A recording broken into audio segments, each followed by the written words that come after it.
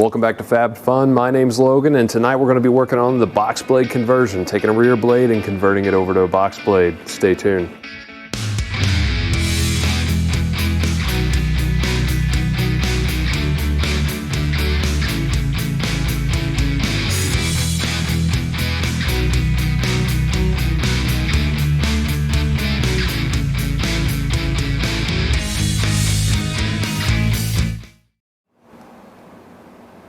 Now, something to keep in mind on this project, I am trying to mainly use stuff I already own, whether it's scrap or some steel that I had in mind for other projects that just didn't get done.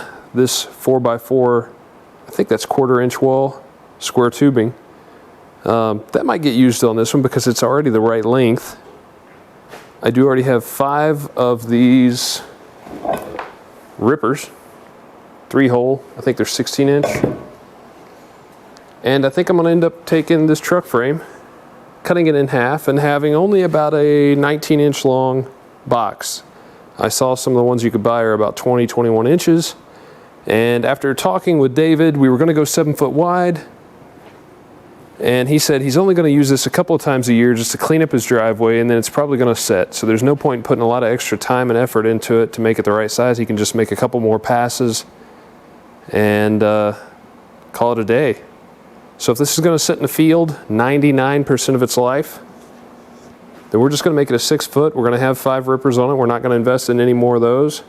And we're just going to try to make this very functional on a very cheap budget. What I've been working on here, I've got these rivets that connected to something on that side. Apparently it was torched out long before I ever got this piece of truck frame. This was not off of Project Yellow. This came from other brother-in-law Joel. He had some steel laying in his yard along with the I-beam and a little bit more truck frame. But since we're doing this on a budget, I'm going to try to use as little scrap as possible. I'm going to clean this up, knock these rivets off, and try to make the best use of this. The blade, the square tube, the rippers, and a little bit more steel angle here to build the 3-point attachment.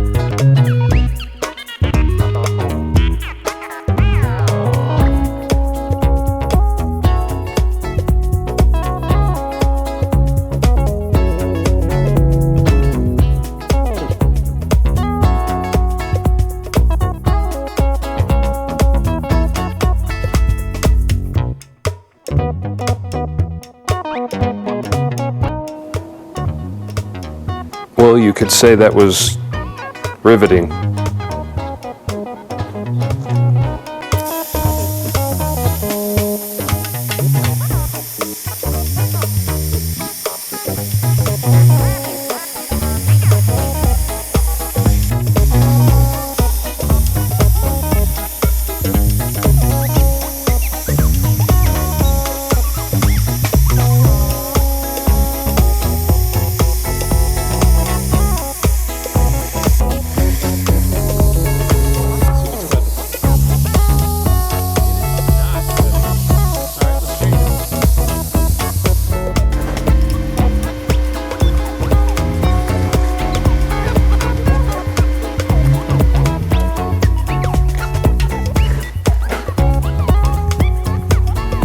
Ceramic outside is in pretty good shape. That tip is showing some wear. The inside tip is definitely showing some wear. And it should be cooled off.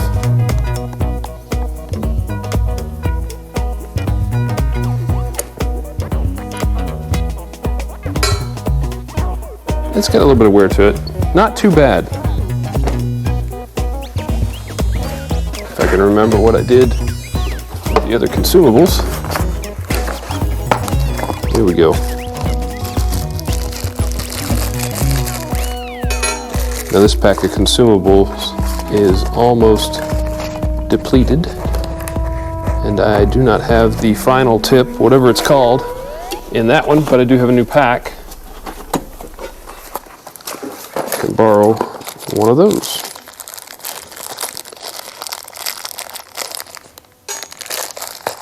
I should probably get another pack on order with Amazon. They're about 20 bucks.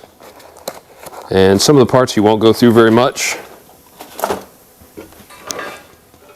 but these seem to go the fastest.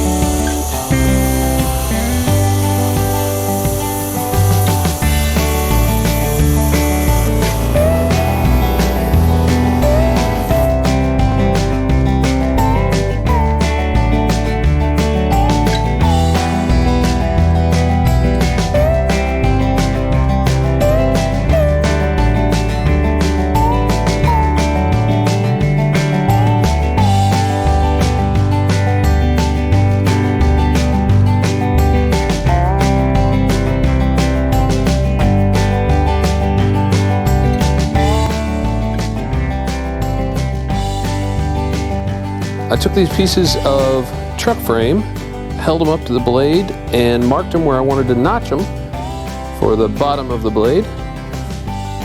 Got the plasma cutter out, well, plugged it up, clamped them to the table, notched out this side, notched out this side. Gonna put them in position. I'm not gonna weld tonight. I think that's gonna be about all I do for tonight. I don't have to work tomorrow, so I might come out here early in the morning and try to get some of this welded up. I might try to dry fit everything because the rippers, I'm not exactly sure where I'm going to put them, and I need to figure out the 3-point hitch. I would like to have the 3-point hitch where the lower lift arms are. I would like to have it tied into the blade, and I'm not sure exactly how I'm going to do it yet. I don't really want to waste the steel to come all the way across to reinforce it, but if I'm welded on the ends with the truck frame, and then I put about a probably about 30-inch brace across here, and then the arms that are tying to the 3-point lower lift arms, if those are brought back and tied into the blade, I don't think it's going to bend backwards. I think it'll be 4 fairly evenly spaced points to pull the blade. But guys, if you have any comments, I do appreciate it. I did get a chance to look at a few of the comments that you left today, and I do appreciate it. I didn't get into any depth, but I'll probably go inside and respond to those. Somebody said something about putting the I-beam on the back to reinforce it. I think I'm going to leave the I-beams out of it for now because I have 2 that match and I wouldn't need both of them. I really am considering trying to get a land plane. He's probably got, if I had to guess, about 1/4 mile of driveway to take care of, and once he gets it fixed fairly well, having a land plane would be very handy just to keep it maintained. I may do that, I may not. It might become something else. I'm not sure. But I'm trying to reduce the amount of parts that I'm going to use, so those 2 pieces used to be 1 piece of truck frame, and then some steel angle. Some of this is 3/8 thick. That's what's going to tie everything together with the 3-point. Well guys, I do appreciate everybody watching. Give us a thumbs up if you like the content, subscribe if you haven't already, and we'll catch you next time. Have fun.